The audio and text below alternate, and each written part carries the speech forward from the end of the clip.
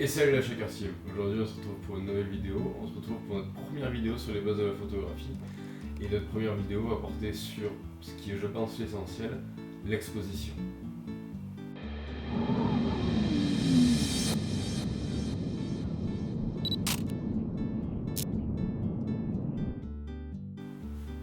L'exposit quoi?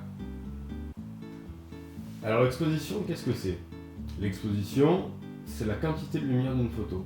Une photo qui se retrouvera sans lumière ou en manque de lumière, c'est ce qu'on appelle sous-exposée, elle sera donc trop sombre, tandis qu'une photo qui se retrouvera avec un excédent de lumière sera ce qu'on appelle surexposée, elle sera trop blanche ou trop claire. Et donc il faut trouver un juste milieu entre les deux afin d'avoir une exposition qui est correcte. Et ce juste milieu, il vient se trouver avec le triangle d'exposition.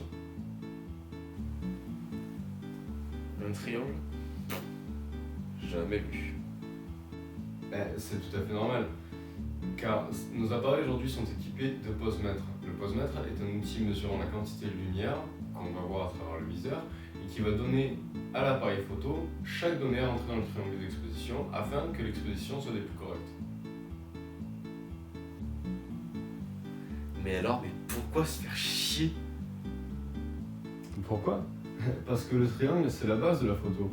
Son importance est capitale afin d'adapter chaque réglage à la situation et de ce fait avoir le rendu désiré. Bon, et du coup, il y a quoi dans ce triangle? Dans le triangle, on retrouve la vitesse, l'ouverture et la sensibilité ISO. Ces trois paramètres font le triangle et font l'exposition de la photo. Donc la vitesse, ou le temps d'exposition, est un paramètre qui est exprimé en secondes. Il est le temps d'ouverture de l'obturateur. Pour exemple, mon boîtier va de 1/8 millième de seconde à 30 secondes, en dehors du mode bulbe, qu'on verra plus tard. Au plus la vitesse est basse, au plus la lumière rentre, mais au plus le sujet sera flou s'il est en mouvement, ou si la photo est prise à main levée. Donc en cas de pose lente, on va dire en dessous de 1/20 de seconde, à partir de 1/20 de seconde, il faudra utiliser un trépied. Et si votre sujet est en mouvement, alors le mouvement sera imprimé sur le capteur. C'est ce qu'on appelle la pose lente. L'ouverture, ou profondeur de champ, est la valeur exprimée par le f/. Cette valeur dépend de votre objectif, car il s'agit du diaphragme de l'objectif. La valeur minimale et maximale est définie par l'objectif. Au plus le chiffre est bas, au plus l'objectif laissera passer de la lumière, parce que le diaphragme sera plus ouvert et créera un bokeh ou un flou d'arrière-plan. Bokeh, chose qu'on verra aussi dans une prochaine leçon. Au plus le chiffre est haut, au plus le diaphragme se ferme, et de ce fait, laisse rentrer moins de lumière. Et par la même occasion, augmente la profondeur de champ, la netteté, et supprime le bokeh.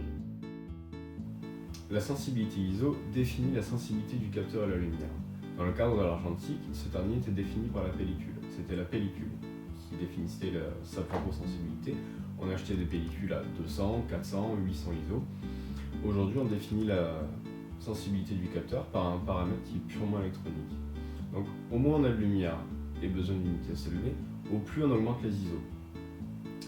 En outre, au plus la sensibilité des ISO est élevée, au plus on verra apparaître du bruit sur l'image.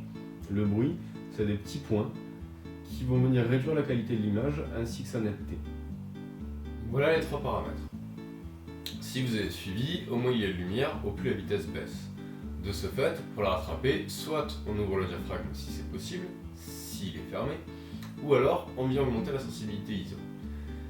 Si, par exemple, je prends une photo, j'ai réglé ma vitesse, la vitesse c'est bon. Mes ISO sont au minimum, je prends une photo et alors ma photo est surexposée. Alors, je viens fermer mon diaphragme.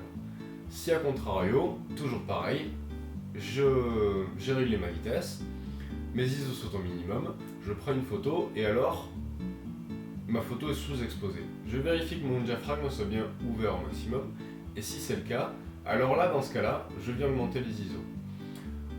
Pour ma part, les ISO, c'est vraiment quelque chose que je touche en dernier. Parce que comme je vous l'ai dit, on perd la qualité d'image et c'est pas le but. Des fois, je préfère descendre un tout petit peu ma vitesse dans la mesure du raisonnable forcément, et tout dépend du cas dans lequel je me trouve, plutôt qu'augmenter mes ISO. Et au nécessaire, après, j'augmente mes ISO, et c'est comme ça qu'on se retrouve avec certaines images, comme exemple celle-ci, qui a été prise de nuit, à la lueur de mes phares, à 6400 ISO. Vous voyez bien que la qualité, elle n'est pas top. Tout ça c'est bien beau, mais s'il faut que je fasse 30 photos avant de savoir si c'est bien exposé. Ouais, mais non.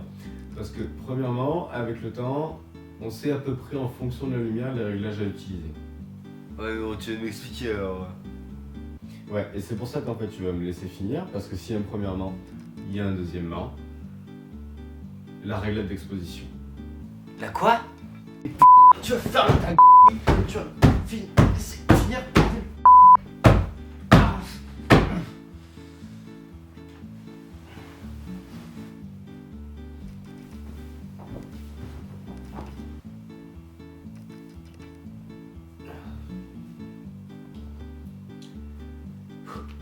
Pardon. Je disais donc la réglette d'exposition. Cet outil que l'on a dans le viseur de l'appareil photo et qui nous indique l'exposition de notre photo en fonction des réglages. Ici et ici. Le curseur est au centre, l'exposition est alors correcte. Au-dessus, la photo sera surexposée, pardon, et en dessous, la photo sera sous-exposée. Et de ce fait, on peut le faire tout ce que l'on veut. Et n'oubliez pas une chose, c'est que les règles, elles sont faites pour être apprises, acquises, appliquées et transgressées. Sur ce, j'espère que cet épisode vous a plu. J'espère que j'aurai été clair et que je vous aurai aidé en beaucoup de points. Si vous avez une question, n'importe laquelle, n'oubliez pas qu'il n'y a pas de questions con. Je vous invite à les poser dans les commentaires. Je vous invite aussi à m'envoyer un MP sur Facebook. Tous les liens sont dans la description. Et si je peux vous aider, ce sera avec grand plaisir.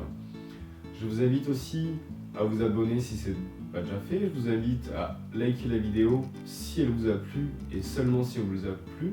Si elle vous a déplu, vous pouvez aussi la disliker. C'est comme ça qu'on avance. Et puis je crois que c'est tout. Ouais, donc vous pouvez aussi partager la vidéo sur les réseaux sociaux. Comme ça, si vos amis sont intéressés, ben, ils peuvent nous rejoindre aussi. Et puis je vous dis à bientôt.